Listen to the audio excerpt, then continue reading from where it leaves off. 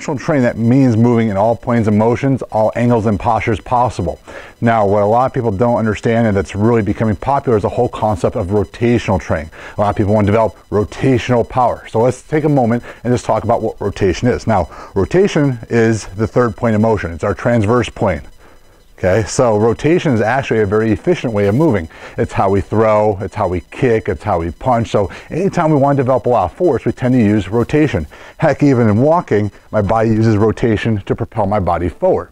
So let's talk about how you develop rotation. So for a lot of people, the whole concept of rotation is they think it comes from the torso or they turn both feet. Rotation always occurs from the ground up. So it's a squishing the bug type of effect. So think about your foot and think about squishing a bug. Force comes from the ground up and creates the motion through our entire chain. So when you want to actually develop rotational power, first we have to develop the ability to move in rotation and have stability and strength in rotation. So what I'm going to do first is show you a rotational press. So I'm going to take my Strength Ultimate Sandbag here.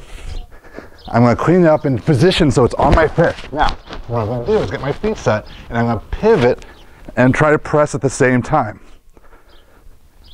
Pivot, press is not pivot, then press. What I'm trying to do is create force from the ground to create energy up, so I press less than my upper body. I'm trying to learn how to create force from the ground up. That's what rotation's all about. Now, what you'll notice too is I'm staying in a very vertical position with my spine, so there's very low risk of injury if I'm not used to doing that motion.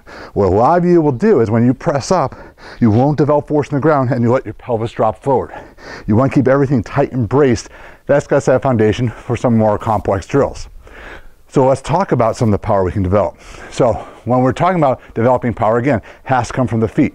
Because power usually relates to speed, people stop moving their feet or they just try to twist their body. Remember, it's got to come from the ground up. It's a very powerful movement of the hip. So we're going to start with what we call inside out cleans.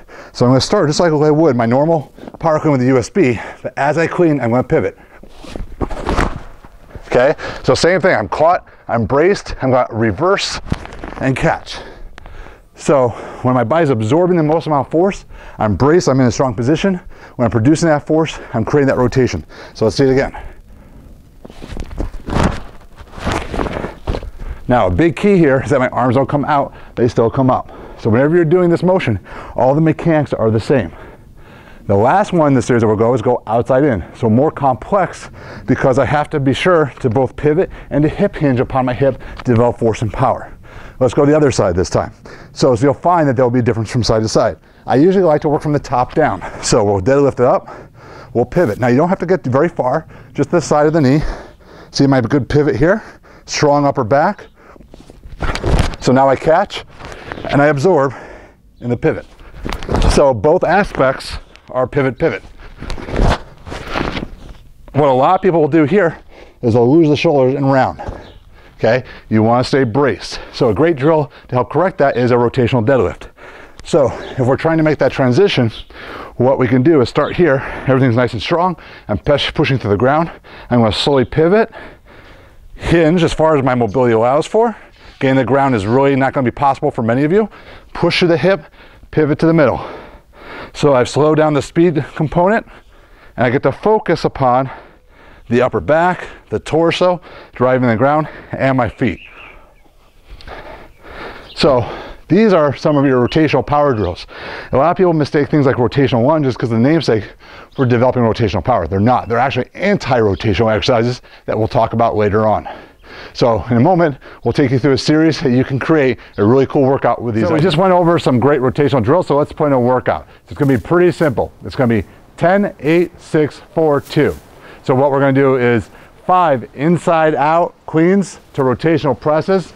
Because we're going to do 5 each side, we're going to do 5 rotational lunges each side with a pause at the bottom. So in a minute, I'll show you the workout. What you're going to do is try to take as little rest as possible as you go through it. Aim to go through the workout anywhere from 3 to 4 times. It's going to be a big challenge. You can set your clock for 20 minutes. If you can't get the 3 to 4 rounds in 20 minutes, you can work until building that up.